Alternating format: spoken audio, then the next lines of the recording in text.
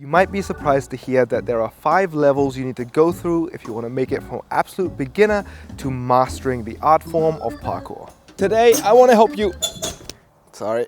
Each level has things you can look forward to, but also common problems. So let's find out what level you are on and how we can get you to the next one. Oh, and I'm looking forward to do some chill, easygoing parkour training while we talk about it. The beginner stage. I truly believe we all do parkour as kids. We all just stop doing it at some point. So this stage for me is all about reconnecting with your inner child or embracing it and discovering if you even like parkour. See a tree and climb on it. See a ledge, balance along and see where it takes you. It's a good stage to taste all the different elements of parkour. Some rolling, some jumping, some swinging, to see how you like it. You've been interested in parkour for a while and you've been thinking about what it would be like to do parkour. So as a beginner, I would simply go in with the feeling of, let me do what's fun. Let me follow the feeling of fun. Let me play like a kid. You're gonna unlock your parkour vision, which we call that feeling where all of a sudden you see the world from a new perspective and you see little parkour spots and ledges and opportunities to balance or climb all around the neighborhood that might have felt boring to you before. What's so fun about this stage is that there are a lot of skills that can be really fun and easy to learn even if you're not athletic to begin with. So you're gonna feel this sense of adventure awaiting you wherever you go. On the flip side, there's also going to be a lot of things that are scary or intimidating, or you're going to feel an uncertainty because you're not quite sure how this whole thing works yet, where to go and do parkour, what spots are good or not. Maybe you get kicked out from one.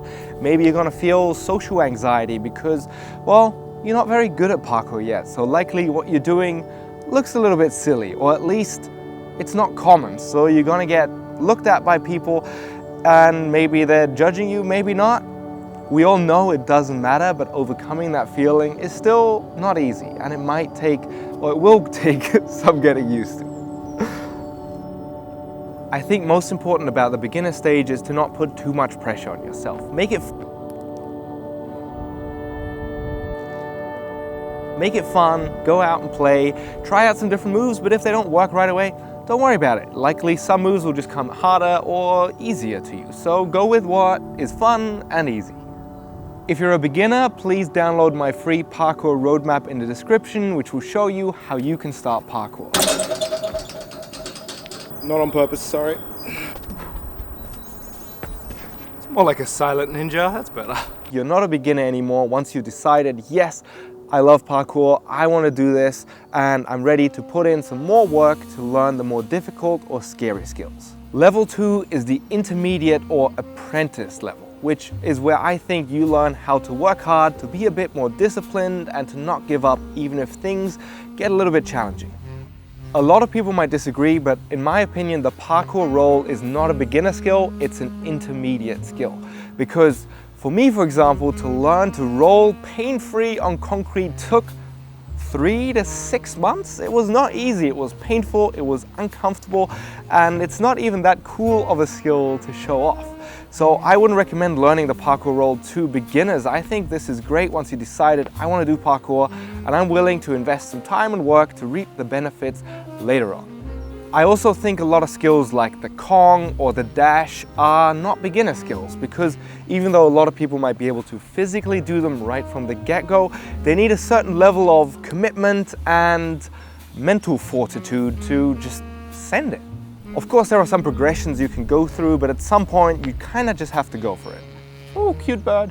Sorry, we're making a video. And the goal of this stage is really to master all the fundamental moves, the different vaults, the different jumps, the different types of landing and rolling and climbing. So you kind of build a complete tool set of parkour tricks that allows you to overcome all the obstacles that are going to be in your way. Just a fun move. Just feels nice to do. It also contains combining some of those moves. For example, putting a Kong and a precision together into a Kong precision. What's probably going to happen is that some of these moves are going to come to you really easy, but depending on your strengths and weaknesses, some might not. Some might mean you need to do some strength training to get the necessary power to perform certain tricks. Or maybe you're really strong, but you have to get more flexible to get into the range of motions that some of the parkour moves need. Don't you love these guys? They're always right where you want to swing. Thanks for being here. Other people might notice that they're physically able to do all these moves, but they're really fearful. And that means you just need to spend a lot of time getting used to these moves so you can become more brave and finally accomplish them and even feel comfortable in doing them. I have no idea what I'm supposed to do with this. Here are a few tips for this stage. Ideally, you can put together a good crew of either friends that want to learn parkour with you, or you can connect with the local parkour community. Otherwise, I recommend getting more disciplined about your training. I was training by myself alone, so I had to make a to-do list of all the moves I wanted to progress and wanted to work on. That's better. And that training was quite boring, but kind of turning it into a little game and having these different lists of things that I wanted to accomplish made it possible for me to stay excited about it. And at the end, it is going to be a little bit of a grind to repeat these tricks over and over and over again, so you're going to need to build some discipline. Hello. And here's a warning, the intermediate stage is where you're most likely to injure yourself. You're not experienced enough to know all the things that can go wrong, yet you're starting to feel more confident in your skills, so it's easy to become lazy and not do the necessary precautions or progressions you need for a move, or to just not be very focused. So here's a warning, as soon as you feel like, oh, I'm getting quite good at this, be extra careful, please. The great thing about this stage is that there are just so many different skills you can learn, and it feels like every day or every week you're ticking off a new move off of your list. It's just so fun and rewarding. Enjoy. All right, I'm quite satisfied with the little things I found here, and now I'm just gonna go for a little walk, pick up some jumps along the way, and see where it takes me. Level 3 is what I like to call the advanced or expert level, which is where you can do all the fundamental moves basically effortless in your sleep. And now it becomes a lot less about learning new tricks and a lot more about refining your skills, making them more beautiful, using them in unique and creative ways to put together a piece of art.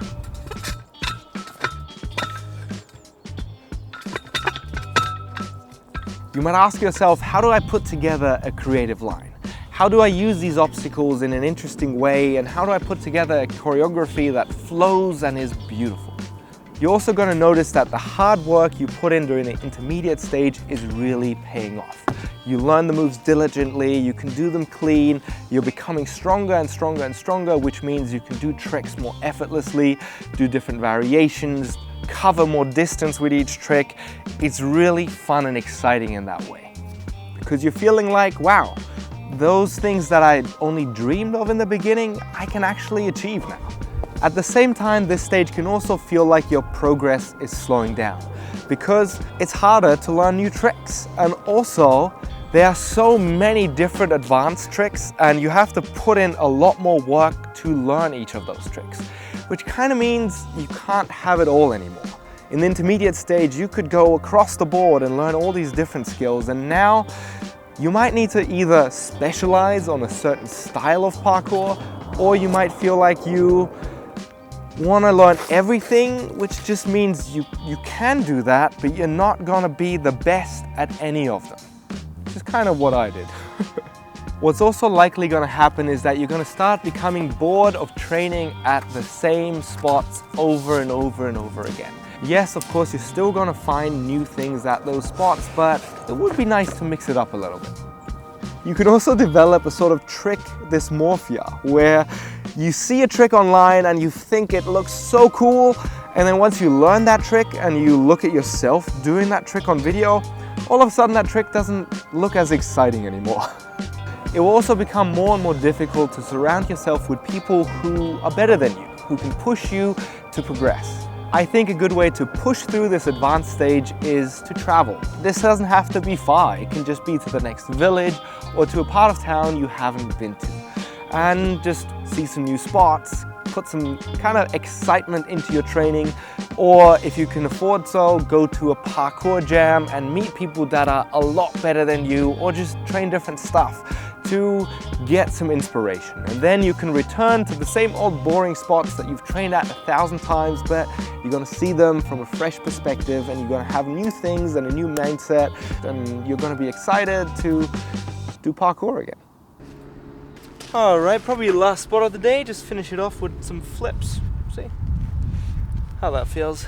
The final level you can reach is the master level. Now, who can call themselves a master in parkour? I think you can say someone mastered parkour if they have a big vocabulary of movements, and if they have maybe a distinct style that they focus on and excel at. I also think a hallmark of being a master is that you have a certain aesthetic and refinement in your movements.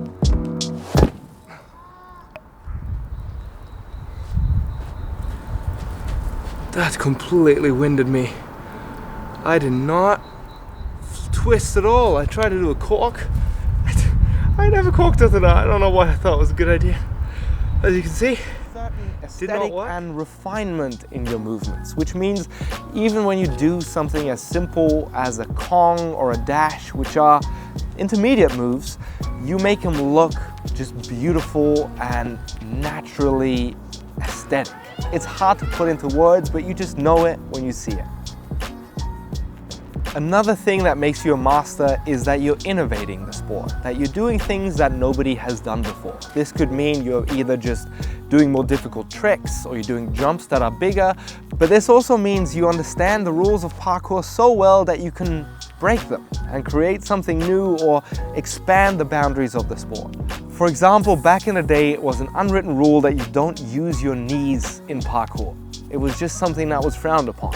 Until Pasha came along and started using his knee to do side flips and all sorts of different tricks. And all of a sudden we realized, wait, why do we even have this rule? What moves are we not exploring because of this arbitrary thing that we told ourselves we're not allowed to do? And that's what a master can do. They can take a sport that you've been doing for 10 years and they can do something in that sport that makes you all of a sudden rethink all sorts of aspects. And becoming a master kind of means there's this weird circle that you complete. Because when you're a beginner, you kind of break free from the rules of society. You're going back to climbing on things that you're not supposed to climb on, and you're breaking free from these rules that were once containing you.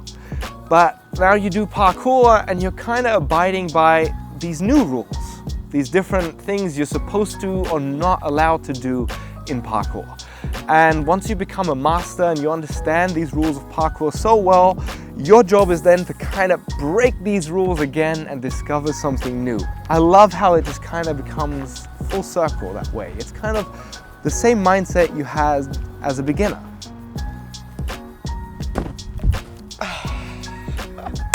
This trick used to scare me for years. It still scares me, but now I have it.